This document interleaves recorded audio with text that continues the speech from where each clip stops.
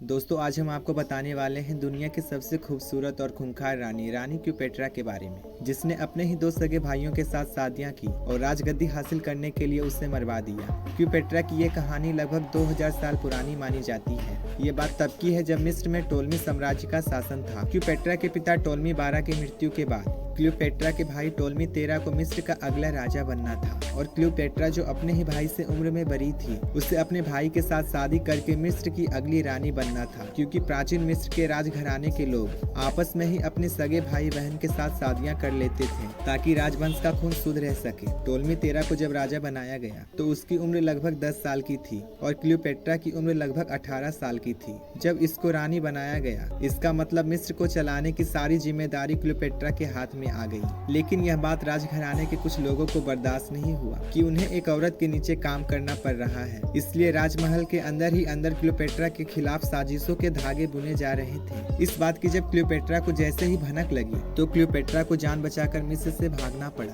क्लीयोपेट्रा ने मिस्र से भागकर सीरिया में शरण ली, लेकिन क्लीयोपेट्रा चुप रहने वालों में से नहीं थी। उसे अपना हक यानी कि मिस्र का तख्त हासिल करना था, लेकिन यह इतना आसान नहीं था। मिस्र की गद्दी पाने के लिए क्लीयोपेट्रा को एक विशाल सेना की जरूरत थी, इसलिए क्लीयोपेट्रा ने अपने वफादार नौकरों के साथ एक योजना बनाई जिसमें क्लीयोपेट्रा के वफादार नौकर कालीन बेचने वाले का भेष बनाए और क्लीयोपेट्रा को कालीन में छिपा दिया और रोमन साम्राज्य के जनरल जूलियस सीजर के महल में जा पहुंचा और रोमन साम्राज्य के पहरेदारों से यह अनुरोध किया कि यह कालीन बहुत ही ज्यादा विशेष है और इसे सिर्फ सीजर के सामने ही पेश किया जाएगा, और इन्हें इसकी अनुमति भी मिल गई। और जब सीजर के सामने कालीन को खोला गया तो कालीन से निकली क्लीयोपेट्रा की खूबसूरती और इसके हिम्मती अंदाज को देखकर सीजर क्लीयोपेट्रा का दीवाना हो गया। सीजर क्लीयोपेट्रा को अपना बनाना चाहता था, लेकिन क्लीयोपेट्रा ने सीजर के सामने एक शर्त रखी कि सीजर को क्लीयोपेट्रा को पाने से पहले मिस्र को हराना होगा और क्लीयोपेट्रा को मिस्र की अगली रानी बनने में मदद करना होगा। रोमन साम्राज्य उस वक्त सबसे मजबूत साम्राज्यों में से एक था, इसलिए मिस्र को हराना सीजर के लिए कोई मुश्किल काम नहीं था। इसलिए सीजर ने क्लीयोपेट्रा की सारी बातें मान ली और सीजर ने मिस्र के खिलाफ जंग का ऐलान कर दिया और मिस्र का राजा टोलमी 13 को मारकर अपना वचन पूरा किया और क्लीयोपेट्रा को मिस्र की अगली रानी बनने में मदद की। इसके बाद टोलमी 13 को मिस्र का राजा बनाया गया, क्योंकि मिस्र के लोग अकेले रानी की शासन को मंजूर नहीं करते और सीजर पहले से ही शादीशुदा थे, इसलिए वो दोबारा शादी नहीं करना चाहते थे। इसलिए राजगद्दी हासिल करने के लिए अपने सबसे छोटे भाई टोलमी 14 के साथ शादी कर ली। क्लीयोपेट्रा का अपने भाई के साथ शादी तो बस एक बहाना था, क्योंकि क्लीयोपेट्रा के सारे संबंध सीजर के साथ चल रहे थे और इस रिश्ते से इसे एक बच्चा भी हुआ जिसे सिजोरियन के नाम से जाना जाता है, क्योंकि सभी को पता था यह बच्चा सीजर का ही है। और वहीं दूसरी ओर रोम में सीजर के खिलाफ गृह युद्ध हो चुका था। रोम के काफी सरदार सीजर से नाखुश थे।